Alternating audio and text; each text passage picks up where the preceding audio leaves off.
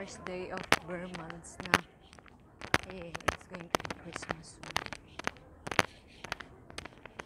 Happy Burr months, everyone. Burr months na siya. First day din sa off sa yung employer. Oh my God. Ay, na naman. Pero maaga ako umalis kanina. Doon lang ako sa Lucky Plaza ng breakfast. So now, muna tayo. Lakad-lakad kasi baka hindi tayo masanay. Sanay pa naman tayo sa lakad-lakad.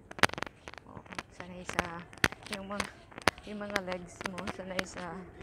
Sanay ma-stretch everyday. Hindi pwede lakad tayo. Upo. Lakad muna. Then mamaya, upo na. Pahinga. Hindi ko alam anong oras ako uuwi mamaya. Bye guys. Dito na naman ako sa MRT. See you later.